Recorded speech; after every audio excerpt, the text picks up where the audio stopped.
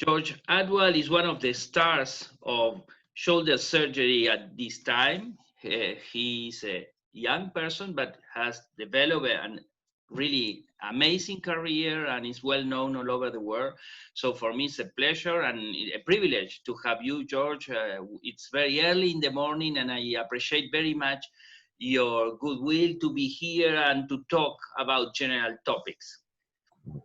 Thank you so much for inviting me. It's actually really my honor. And I have to tell you, I'm a bit nervous because I know of your keen interview skills. And so I'd also like to congratulate you on the International Congress that you put on in Argentina, which is unbelievable, broke records. So congratulations to you and your team for that.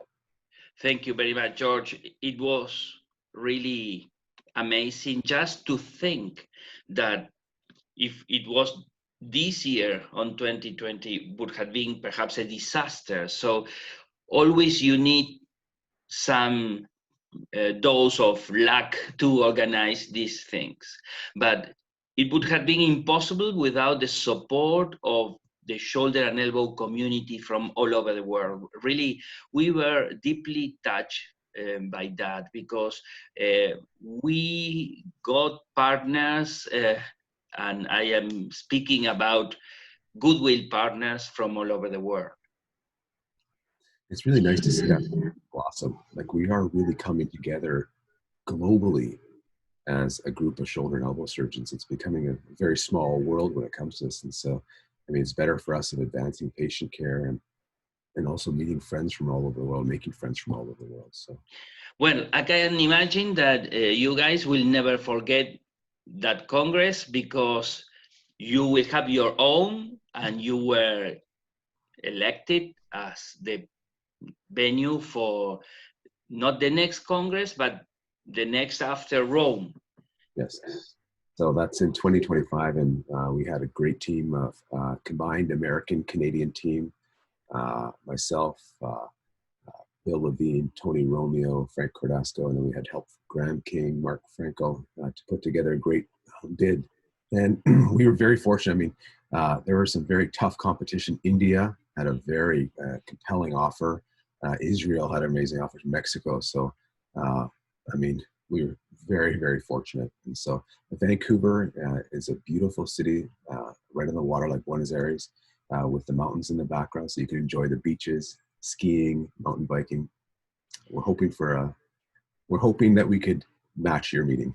It looks like a great city, yes, and we are all very eager to be there. Speaking about India, you told me once that the origins of your family were in India? Yes. So both my mother and father were born in India, and they moved to Canada in 1966. And so amazing. I think I was born in I was born in Canada 6 years later. Good. And where in India? So my father is from a state called Punjab, and my mother is from a state called Rajasthan. They're bordering states. Yes. So father was in the military, and then he left the military to move to Canada. Good. Really, it's a very interesting background. And, you know, here in Argentina, we had a webinar with the Indian Shoulder and Elbow Society a couple or 3 weeks ago. And I made an introduction, and here is kind of a fascination for Indian culture. Even the Indian embassy says in its official site that there are not many countries where Indian culture is so estimated like here. You know, here yoga is very popular, and there are many, even though we do not have a big community here of Indian people, but there is a very nice attraction for Indian culture here. So, and how you become or you choose to be a shoulder surgeon? Oh, it was a long course. I mean, and during residency, I knew I wanted to become an upper extremity surgeon, and my mentor during residency was Dr. David Pecora and my program director, David Yen, and they encouraged me to go into academics. Initially, so I knew I wanted to do upper extremity. So my fellowships were actually in hand, elbow, and shoulder. So I did 2 fellowships, the first one at HSS in hand and elbow, and the second one at the Mayo Clinic in shoulder and elbow. And during those fellowships, I mean, whenever you do a fellowship, you always love the things that you're doing. So when I was doing my hand fellowship, I loved hand. I really loved elbow surgery. I wanted to be the best elbow surgeon. And then when I did my shoulder and elbow fellowship, you fall in love with what you're being taught. You're always, whenever you're doing a fellowship, you're always around such amazing, intelligent people that you can't help to migrate to what they're doing. So my mentors during my shoulder and elbow fellowship were Dr. Cofield, Shauna Driscoll, Bernie Morey, Scott Steinman, John Sperling, Joaquin Great Sanchez. names. Yeah. And so then once I came into practice here, I had my boss or one of my mentors is Graham King, who's an elbow surgeon. And so there was an opportunity for me to do shoulder and do shoulder research. And quite honestly, for every one elbow problem, there's 10 shoulder problems. So it's much faster to develop a practice when you're young in shoulder surgery. And so, but I mean, I love shoulder surgery. We can do trauma, we can do arthroscopy, we can do replacements, we can do revision, we can do it all. We're not only restricted to doing one aspect of it. So, and speaking about all those techniques, is there's someone that you prefer, that you enjoy more performing? It's, I think when I first started practice, I really enjoyed arthroplasty because I had just been trained at the Mayo Clinic, which is a leading center for arthroplasty. And but then I really started to enjoy arthroscopy, watching people like Pascal Boileau, Marie-Sèvre, Laurent Lafosse, these just world's experts in arthroscopy. And so then I really transitioned to doing more arthroscopy, and now I'm 50-50. So I enjoy complex open surgery, and I really, really enjoy still complex arthroscopic surgeries. I'm trying to keep it at 50-50 because I actually enjoy both. I mean, I can't pick. I love doing an arthroscopic lateral, and I love doing a revision total shoulder too. And how is the life of a shoulder surgeon in Canada? In which city are you based? So the city I work in is London, Ontario, which is, it's funny, we're London. We also have a Thames River, and we also have a Middlesex. So it's basically modeled after the London in England. It's about an hour and a half drive from Toronto, so very close to Toronto. And it's about a 2-hour drive from Detroit. So Detroit, Michigan, the big city in the US. Yes. And about a 2-hour drive from Buffalo. So it's in the middle of the Great Lakes. If you look on the map, the 5 Great Lakes, we're right in the middle there. And so that's where I work. It's the University of Western Ontario. Many years ago, I visited Charles Sorby in Kingston. That's where I did my residency. Dr. Sorby. Yes. Perhaps we were there together. I'm speaking of between 15 to 20 years ago. So I did my residency there in 98 to 2003. So that would be the time. Amazing. I was there visiting Dr. Sorby because of the elbow prosthesis that he designed. Yes, Sorby Presto. Yes, I enjoyed very much being there. Dr. Sorby was a gentleman, a very nice person. Oh, so it's funny. So early on, one of my first rotations was with Dr. Sorby. And so we did a lot of elbow replacements. And that's one of the reasons I wanted to do upper extremity. Because he had designed an elbow replacement. He was such a gentleman. He sat you down, always well dressed, and explained this elbow replacement to me. And I was fascinated that he made this. He helped design it, and he was able to help patients with it. And so I think back, and so yeah, for sure, Dr. Sorby. I always joke around that I've actually been trained by the best elbow surgeons in the world. I did my residency with Charlie Sorby. I did my first fellowship with Bob Hotchkiss. Did my second fellowship with Shauna Driscoll and Bernie Morey. And now my partner is Dr. Graham King. So I'm very fortunate to be surrounded by some of the best elbow surgeons in the world. Yes, that was a blessing. Here we see a big difference related to the age, because for us to become shoulder surgeons was like something, there were not shoulder fellowships, there were not much publications about shoulder surgery, specific publications. So in fact, for many of us, we were forced to become shoulder surgeons. So it's amazing the difference. You had the chance to choose between shoulder, elbow. 30 years ago, perhaps a little more, shoulder surgery was considered a failure, or that you were going to face a failure because it had as we say in Spanish, perhaps in English is the same, it had a bad press, the sensation was that the results were not good. So, and you were telling me in your city, I imagine that winter is hard, isn't it? So yeah, it's still, so my city, London, is one of the more south cities in Canada. So it's actually probably one of the most south cities. And so it's interesting. So my friends at the Mayo Clinic, when I talk to them on the phone, the Mayo Clinic is north of where I am. So Canada comes down. Yes. The Mayo Clinic's up here, and where I live in London is down here. So we're much more moderate than the interior. So, but it does get cold. So in the winter, we get snow. It can go to -5, -10 in the winter.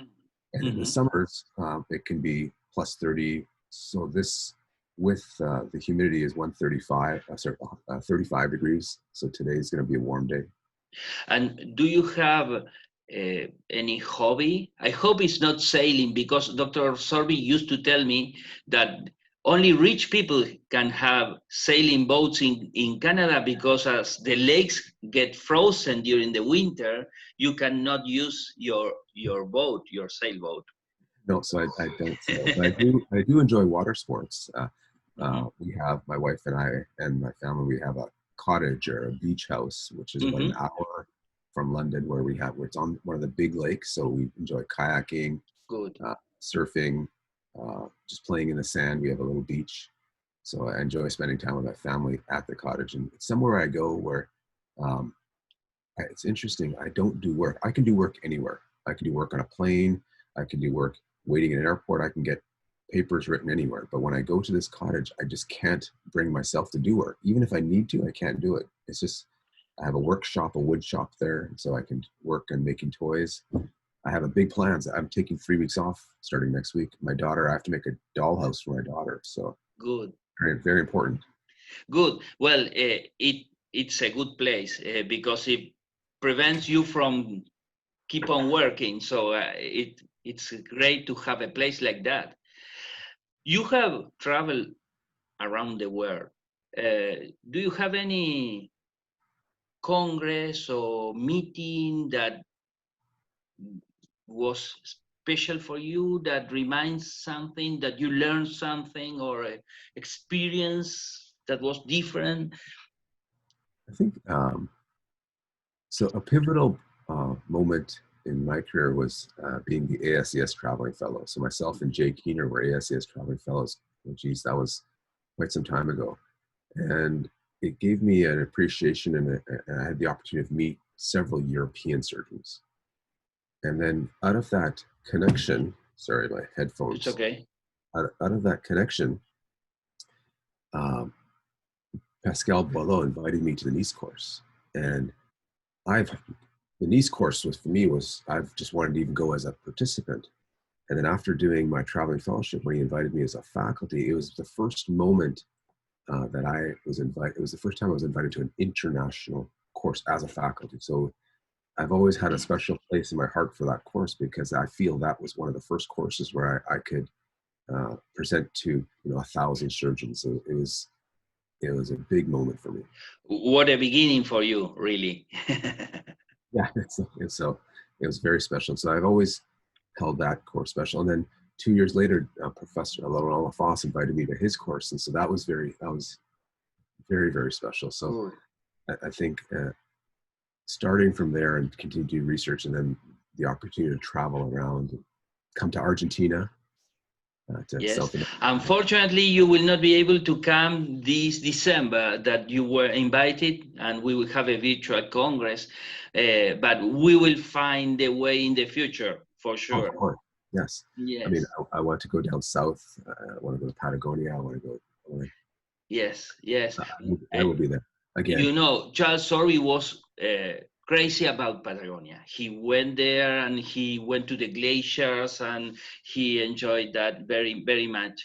And how do you see the future? Speaking about future congresses, how do you see the future of medicine? Because, talking to colleagues from all over the world, I have the perception that on one hand, they are a little bit pessimistic about our uh, profession because of the commercial bias. We are not as close to the patient as we would like to be. So some of them are not completely optimistic. Besides all the great tools that we have today and the different approaches that we have today, I was, for me, was a privilege to live these last 30 years related to the shoulder surgery, because I have seen so many changes.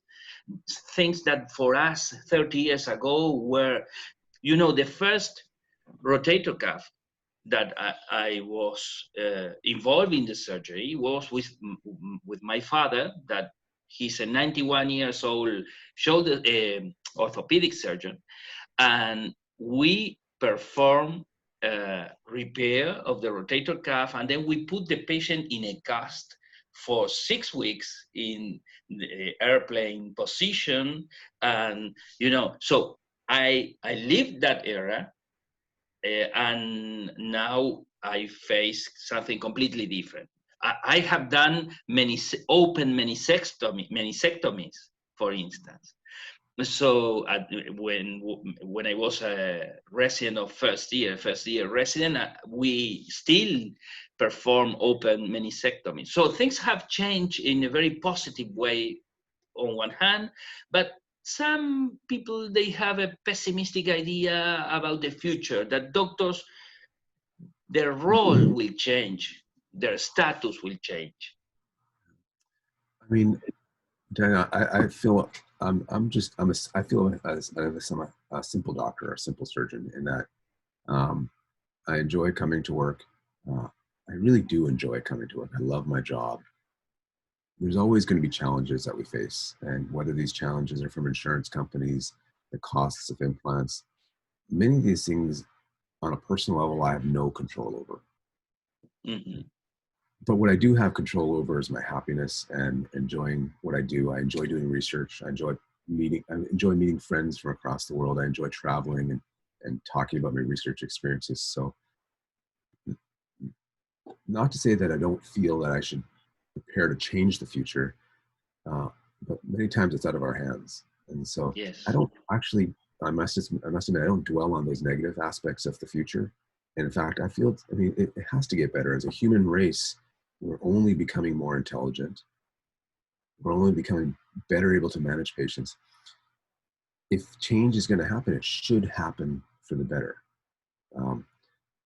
But that brings me back to just me being a simple doctor. I enjoy coming to work. I enjoy taking my time off. I enjoy my research. And so in generally, I'm a happy person. I feel very fortunate to be a shoulder surgeon. I make a reasonable living, and I get to do the things I want to do, and we're respected in the community. So I feel very lucky to have this job. Well, I think that's a great message to give to the audience. So I think we could finish with that. To feel to feel happy with what we have, I think. Yeah, I think so. I mean, I was reading an article, and that as orthopedic surgeons, we have one of the highest job satisfaction rates. I mean, we work very hard, but we really do enjoy our job. And most of us, when asked that question, would you do orthopedic surgery again, would probably say yes. I think the answer was something like 92 or 93% of orthopedic surgeons would do that again, which was the highest rating. So I think we take a special person to do what we do. We enjoy the tools. We enjoy those aspects. It's a unique field. And so besides that, we have, I don't know if you got that paper, we have a highest IQ than anesthesiologist and more strength in the grip. You know about that that paper, and that was funny. I think it was published in the British Show Knowledge or Best. I think they always publish something funny. Yes, that's a good idea.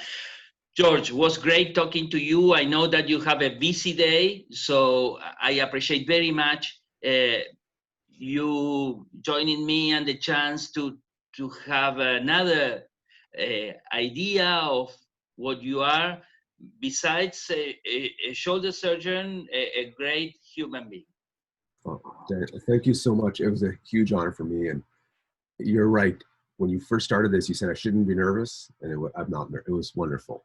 Good. I am happy about that. Thank you very much. Be safe and love to your family. Thank Bye-bye. you. The same for your family.